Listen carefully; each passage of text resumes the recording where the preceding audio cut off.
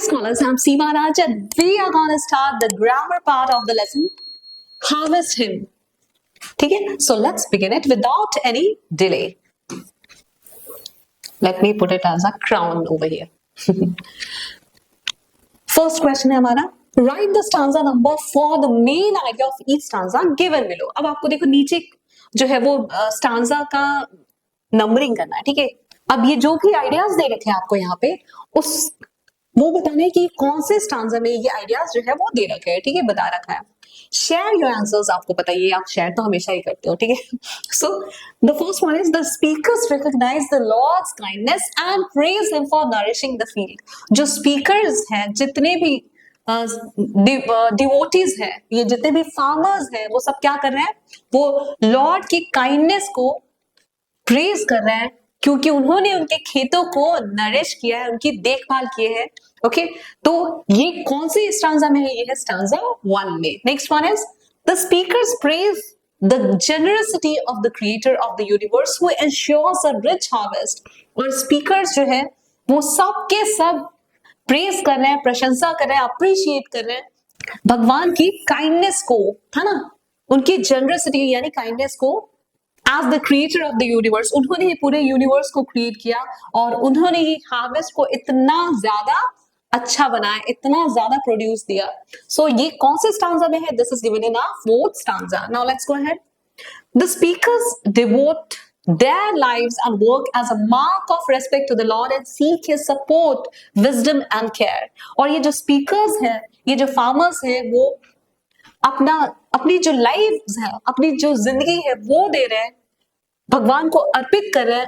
उन्होंने जो काम किया है, जो लेबर किया है, इतनी हार्ड वर्क किया है, मेहनत की है, वो सब भी भगवान को उनको रेस्पेक्ट देने के तौर पे अर्पित कर रहे हैं. एंड सीक हिज सपोर्ट, और बदले में भगवान से प्रार्थना कर रहे हैं कि हे भगवान, हम आपको ये अपनी जिंदगी देते हैं, अपना जो भी हमने कर्म किया है, जो भी हार्ड वर्क किया है, we offer you all these things and please give us your support. आप अपना सपोर्ट हमें दीजिए, अपनी विजडम दीजिए, आप हमें अच्छी अच्छी सलाह दीजिए कि हम और ज्यादा अच्छे से अपना काम जो है कर सके. और प्लीज हम पे अपनी जो कृपा है, जो अपना केयर है, वो भी बरसाते रहिए, है ना, हमारी केयर करिए. तो ये जो है ये it is given in stanza 4.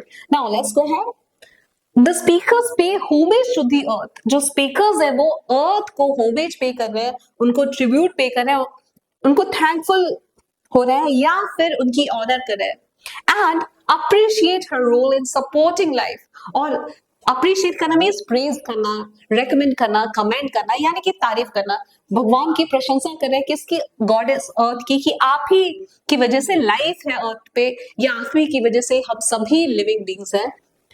By dedicating their harvest, और अपना हार्वेस्ट देके आपने जो भी हमारे खेतों में उगाया है वो सब हम आपको अर्पित करते हैं, क्योंकि आपने ही हमें ये सब कुछ दिया है. ये लाइफ एग्जिस्ट करती है इन खेतों में, खलिहानों में, नेचर में हम हैं और सब है क्योंकि आपने ही हमें ये सब दिया है. सो ये कौन से स्टांजा में? स्टांजा 3 में दे रखा है. Now let's go ahead and check out the next question. So here is our second question. What is it? Fill in the blanks by choosing the appropriate words or phrases from within the brackets. अब देखो brackets के में आपको कुछ options दे रखे हैं या words दे रखे हैं, phrases दे रखे हैं, और आपको correct one से fill करना है blank को. The setting of the poem is a rural landscape. और ये जो setting है, जो background है poem का, वो कैसा है? Rural है, यानी कि village landscape, village का scene है, show कर रहे हैं आपको. Possibly during a dash. और ये कब है, कब का टाइम दिखा रहे हैं? हार्वेस्ट वाला टाइम या फिर रिलीजियस फेस्टिवल? अब बताओ तो कौन सा फेस्टिवल है ये? जो गांव की लाइफ दिखा रहे हैं, गांव की लाइफ में लोग जो है वो डैश फेस्टिवल के वक्त का ये सीन है सब कुछ, या फिर क्या है? तो कौन सा फेस्टिवल है? डैश मीन्स हार्वेस्ट, जैसे लोहड़ी, फिर आपको पता है पोंगल, ओणम, फिर अपना मकर संक्रांति, ये सब आप देखते हो कि ये सब क्या है? बैसाखी, बिहू, ये सब जो है हार्वेस्ट फेस्टिवल्स है ना. जब फसल जो है वो उसी को सेलिब्रेट करने के लिए, उसी जॉय को ये फेस्टिवल जो है सेलिब्रेट किए जाते हैं. तो यहाँ पे क्या है?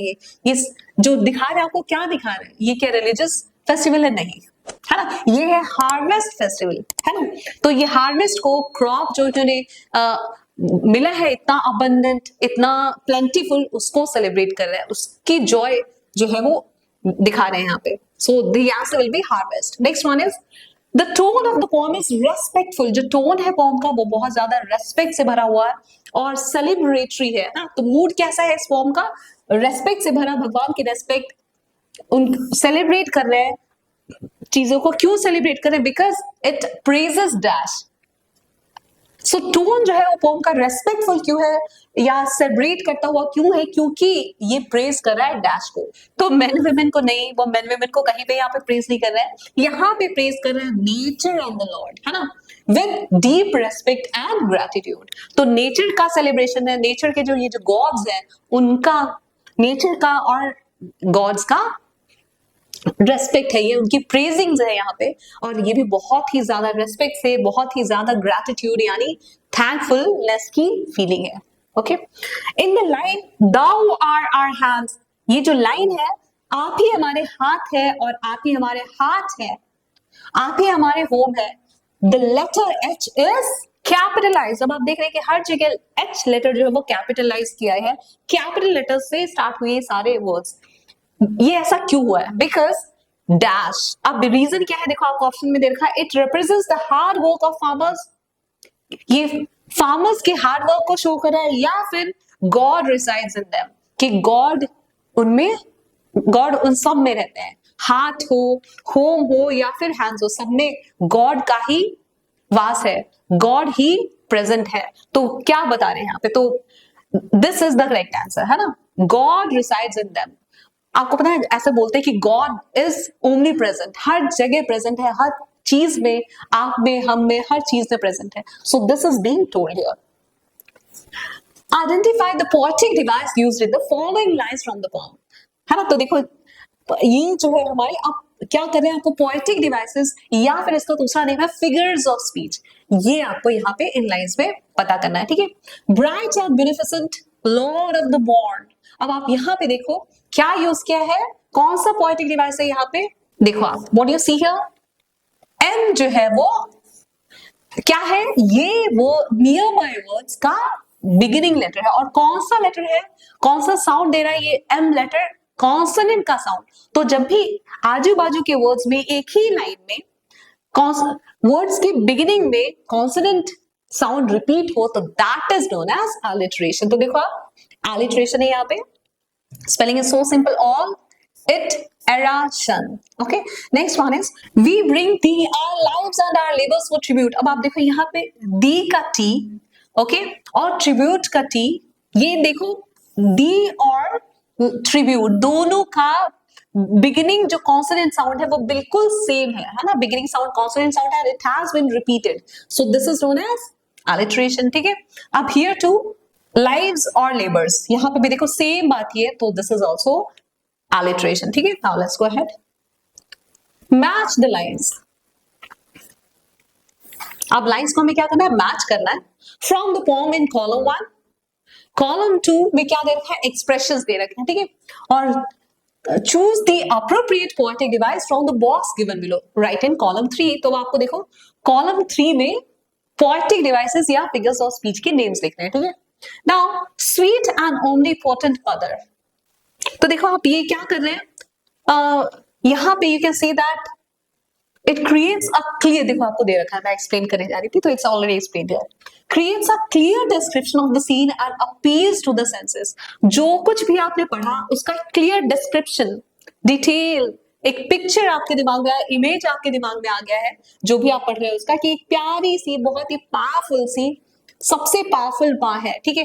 तो ये क्या है? ये क्लियर सा पिक्चर, क्लियर सा इमेज वर्ड्स के जरिए आपके सामने प्रेजेंट कर रहे हैं सीन का. और ये बहुत ज्यादा हमारे जो सेंसरी ऑर्गन्स है उनको अच्छे से समझ आ जा रहा है, एक पिक्चर सा ड्रॉ हो जा रहा है इस चीज का, जो भी हमने पढ़ा कि एक प्यारी सी, बहुत ही सबसे पावरफुल माँ है. तो ऐसा पिक्चर आपके दिमाग में आ गया, जो भी आप पढ़ रहे हो उसको पढ़ के, तो that is known as imagery, है ना. जो भी आप पढ़ रहे हो उसका पढ़ते वक्त ही उसका पिक्चर आपके दिमाग में आने लग जाए, उसका इमेज आपके दिमाग में आने लग जाए, तो that is known as imagery. बहुत सिंपल, इमेज दिमाग में आया पढ़ के तो क्या हो गया? इमेजरी. ठीक है. So it's so very simple. Next one is क्योंकि इतने अच्छे से डिस्क्राइब किया रहता है सब कुछ। The wealth of our valleys new garden and right, है ना। तो जो भी हमारी वैलीज है उनमें जो भी वेल्थ है, जो भी ट्रेजर है, न्यू गैदर्ड जो क्रॉप्स है, फ्रूट्स है, फ्लावर्स है, राइप भी जो हो चुके हैं, यानी जो रेडी भी है, जो मच्योर भी है। तो ये क्या बता रहे हैं हमें? इम्प्लाइड कंपैरिजन, है ना। यहाँ पे कंपैरिजन कर रहे हैं किसका? ग्रोथ का, है ना। And reaping with beginning and and. तो देखो यहाँ पे शुरुआत भी रखा है, दे रखा है आपको कि न्यू गार्डन, यानी न्यूली गैदर्ड, अभी अभी जो रेडी हुए हैं, वो जिनको नया नया इकट्ठा किया गया है, नया नया कलेक्ट किया है जिन क्रॉप्स को, और वो क्रॉप्स भी जो रेडी हो चुके हैं। तो आप यहाँ पे क्या है? कंपैरिजन है ग्रोथ का, ठीक है, बिगिनिंग का और एंड ऑफ लाइफ का, ठीक है। लाइफ शुरू भी हुई यहाँ पे और यहाँ पे रेडी भी हो गई, खत्म भी हो गई। रेडी होती है आपको पता है, we cut the harvest, right. तो on the crop, so this is what given here. So ये क्या है? This is metaphor. What is metaphor now? Metaphor is a comparison, I would say direct comparison without using like or as. तो बिना like और as किए अगर आप compare करते हैं दो dissimilar things को, दो अलग अलग चीजों को, तो that is only known as metaphor. जैसे आप किसी को directly बोलते हैं, अरे यार दो अलग अलग चीजें ले लो आप, जैसे कि you are an active monkey. हाँ, कोई बहुत एक्टिव है कोई बच्चा, तो कई बार मस्ती में बच्चे ऐसे बोल देते हैं, यार तू तो बिल्कुल एक्टिव मंकी है यार। तो अब वो बच्चा अलग है, मंकी अलग है, लेकिन दोनों को बिना लाइक और बिना एज यूज किया कंपेयर कर देते हो, तो आप बोलते हैं you are an active monkey. तो जब डायरेक्टली आप किसी को कुछ और बोल दो, है ना, कि यार you are monkey, you are this, you are an owl, ऐसे, तो this is known as yes metaphor, ठीक है। Next one is Thou are the seed and the scythe. तो आप ही बीज है और आप ही हंसिया है ना, हंसना भी है, ठीक है, सब कुछ आप ही है। The earth is being given human like qualities. अब आप देखो यहाँ पे अर्थ को क्या दे रहा है? इंसान की क्वालिटी दे रहे हैं, but you know that earth is not a human actually, लेकिन उसको इंसान की क्वालिटी दे, ह्यूमन की क्वालिटी दे दी, so that is known as personification. अब पर्सोनिफिकेशन में देखो आप क्या दिख रहा है आपको? पर्सन और आगे if.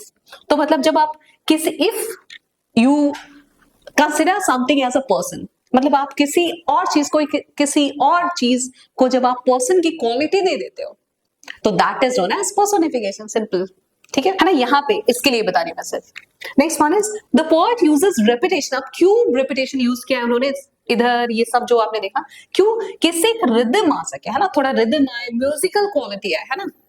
emphasize the importance of gratitude, और gratitude दिखाने का, सम्मान दिखाने का भगवान को, इससे अच्छा कुछ नहीं कि बार बार आप बोलें कि भगवान आप ही है, सो है, आपके बिना हम कुछ भी नहीं। आप बार बार ऐसे बोलेंगे तो इसका मतलब क्या है कि आप gratitude, आप थैंकफुल हैं इस चीज के लिए। And unified the voices of the community, जो भी इन प्रेज, जो भी कम्युनिटी है, जो पूरा फार्मर कम्युनिटी है, सबके सब साथ में मिलके उनके जो भी प्रेज है, जो भी गॉड के लिए जो सिंग कर रहे हैं, वो सबको यूनाइटेड करने के लिए भी इस तरीके से रिपीट किया है। इससे पता चले ना पूरी कम्युनिटी गा रही है, सो ये भी चीज एक रीजन है, ठीक है। नेक्स्ट वन इज और पर्पस है। The poem uses symbolism to convey deeper meanings, और ये जो पोएम है उसने बहुत सारा सिंबल्स का भी यूज किया है गहरा मीनिंग देने के लिए चीजों को। Match the symbols in column 1, ये सिंबल्स है कॉलम 1 में, और उनके मीनिंग जो है वो कॉलम 2 में दे रखे हैं, ठीक है। नाउ पृथ्वी, द अर्थ, अब ये जो है किसका सिंबल है? आपको पता है, मैं आपको आगे लेके चलती हूँ, ठीक है, आंसर्स के साथ, so that it will not lead to wastage of your time and the video won't be lengthy, ठीक है। सो पृथ्वी या अर्थ जो है वो किसकी सिंबल है आपको पता है? फर्टिलिटी, मैंने आपको बताया था, अगर आप एक्सप्लेनेशन पार्ट चेक करेंगे तो you come to know. So fertility का सिंबल है फर्टाइल लैंड, मदरहुड का, है ना, नर्चरिंग का, कि शी केयर्स, है ना, या फिर she looks after us, she takes care of us, तो इसका सिंबल है। ग्रोथ का सिंबल है the source of all life, तो ये आंसर होगा। नेक्स्ट वन है सूर्य। अब सूर्य जो सन है, द सन है, ये किसका सिंबल है आपको पता है? लाइट, एनर्जी, लाइफ, सबका। फोटोसिंथेसिस आपको पता है, इसके बिना हो ही नहीं सकता, सन के बिना। Representing the giver of warmth and prosperity, तो यही वार्मथ देते हैं, वही हमें प्रोस्पेरिटी देते हैं, तो ये सन गॉड जो है इसका सिंबल है। Next one is Varuna. अब आपको पता है वरुणा जो है वो रेन गॉड है, और ये किसका सिंबल है? मर्सी, दया का, नरिशमेंट मींस केयर, है ना। Then crucial for agriculture and sustenance. तो ये किसका सिंबल है? ये एग्रीकल्चर, आपको पता है ये बहुत ही इंपॉर्टेंट है किसके लिए? एग्रीकल्चर के लिए और लाइफ जो है अर्थ पे उसको सपोर्ट करने के लिए। सो ये सारे सिंबल्स हैं, है ना, और ये मीनिंग ये कन्वे करते हैं, और ये इनका आप बोल सकते हैं ये सारा ये काम करते हैं। They provide all these things.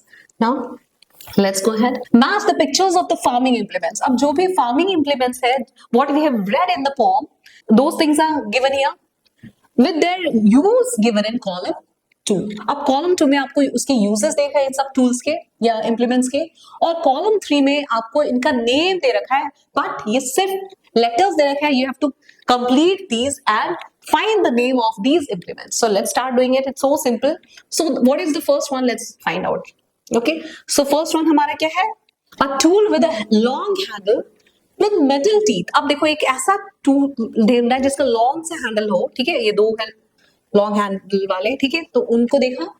फिर आप देखो इसमें क्या है? मेटल का टीथ भी है, राइट, फॉर कलेक्टिंग हे और लीव्स। तो ये जो है इट इज दिस वन, ठीक है, ये वाला है ये। Now the next one is a small hand tool used for digging and making shallow furrows. अब ये छोटा सा हैंडल है, ठीक है, ये वाला देखो आप, ठीक है, ये किसके लिए यूज किया जाता है? डिग करने के लिए या फिर शैलो से हल्के हल्के से लाइंस बनाने के लिए, है ना, खेतों में ऐसे। तो ये इसका यूज है। The next one is a hand held tool with a curved blade. अब कर्व्ड ब्लेड वाला तो देखो यही है ना, attached to a short handle, देखो शॉर्ट सा हैंडल है, so it will be this one. Next one is a tool pulled by oxen, और एक टूल जो कि ऑक्सन जिसको पुल करती है। अब आपको पता है वो क्या है, किस लिए? To turn the soil over, है ना, सॉइल को टर्न करने के लिए। इसे क्या बोलेंगे हम? प्ला, हल जिसे बोलते हैं हम, प्ला। Okay, so let's see head. तो ये देखो आप, ये फर्स्ट वन हमारा हो गया क्या? सिकल, है ना, ये सिकल है। नेक्स्ट वन हमारा साइड है। नेक्स्ट वन ये देखो आप, प्ला है ना, और ये हमारा क्या है? This one is trawl. अब देखो ट्राल की जो स्पेलिंग होती है ना, उसी में आपको आर लगा देना होता है ना, सेट हो गया ट्राल। नेक्स्ट वन इज, ये क्या है? This is known as rake, RAKE।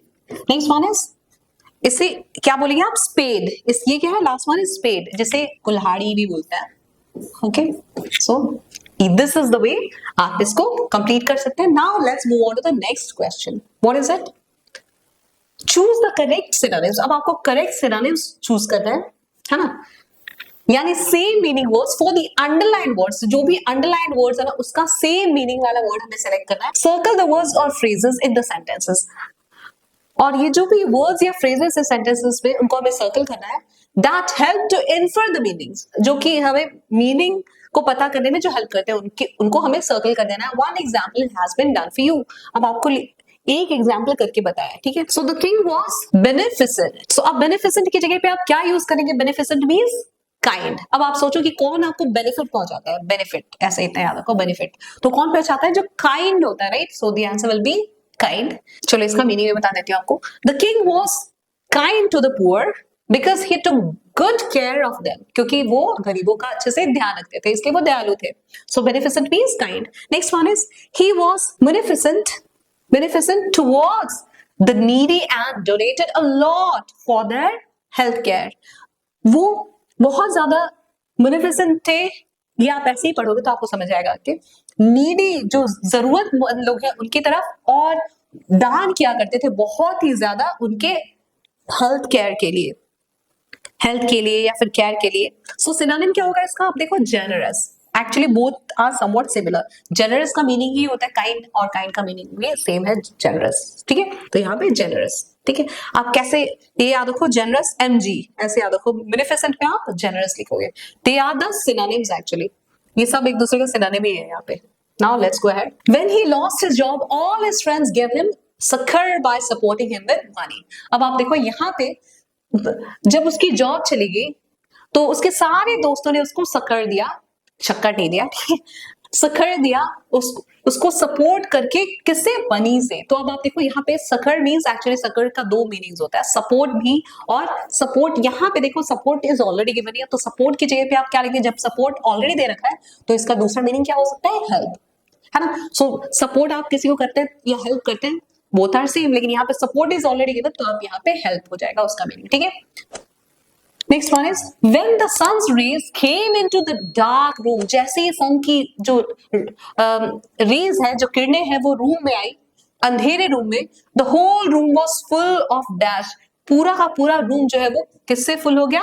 तो आपको पता है radiance means brightness. Okay, the next one is the little girl was speechless, जो छोटी सी बच्ची थी वो स्पीचलेस हो गई, उसके पास वर्ड्स नहीं थे बोलने के लिए, मतलब उसको इनडिस्क्राइबेबल हो गई थी वो, विद इनफेबल जॉय, उसके पास जो जॉय था वो कैसा था? इनडिस्क्राइबेबल, यानी जिस जॉय को वो डिस्क्राइब ही नहीं कर सकती थी, शब्दों में बयान नहीं कर सकती थी। When she got her birthday gift from her aunt, जब उसको उसकी जो आंट है उन्होंने उसके लिए बर्थडे गिफ्ट लाया, तो क्या होगा यहाँ पे? मैंने आपको बताया था इनडिस्क्राइबेबल। आप कैसे याद रखो? आप देखो यहाँ पे याद रख लो, तो आप देखो यहाँ पे इन है और यहाँ पे ई है, ठीक है, और एबल भी है, तो आप इनडिस्क्राइबेबल या इनएक्सप्रेसिबल, तो ये देखो ई के पहले क्या आता है? डी, तो आप ऐसे याद रखो इनडिस्क्राइबेबल, एबल भी आ गया, ठीक है, तो इस तरीके से आप करोगे याद। Next one, You have learnt about some archaic words. अब आपने यहाँ पे कुछ archaic means old English के words सीखे हैं. Some more archaic words are given below. अब आपको कुछ और old English वाले words दे रखे हैं. Refer to a dictionary to find commonly used words. अब आपको common use वाले words जो है इनकी जगह पे डालना है, which are similar in meaning, जिनका same meaning है. अब देखो morrow means tomorrow, ठीक है, morrow means tomorrow, ये तो बहुत simple है. morrow same है तो आपको याद आ जाएगा. Hither means here, है ना, hither देखो he आप ऐसे याद रखो, तो क्या हो जाएगा? Here, here. Next one is quote, quote means quotation, quotation क्या होता है? कोई कोट करता ना, तो को करना मतलब आप ऐसे याद रखो, को तो मतलब बोलना, ठीक है, या को देखो कोटेशन कोई बोलता है ना, किसी महान इंसान के ग्रेट वर्ड्स होते हैं, ग्रेट पर्सनालिटी के ग्रेट वर्ड्स, तो वो बोलता है तभी तो आप कोट का मीनिंग क्या होता है? सेड, ठीक है। Next one is betwixt, which means देखो ये तो बहुत सिंपल है, इतना सेम है, तो between. Next one is yonder, yonder means over there, ठीक है। अब देखो यहाँ पे अगर आप ध्यान से देखो तो क्या है? ओ है तो आप ओवर कर लेंगे उससे याद, और देयर का साउंड थोड़ा सा यहाँ पे आ रहा है, आपको डर मत सोचो, आप देयर ऐसे याद रखने के लिए, ओवर देयर, ठीक है। So this was the end of our grammar part. Thanks for watching, bye bye, take care and stay healthy.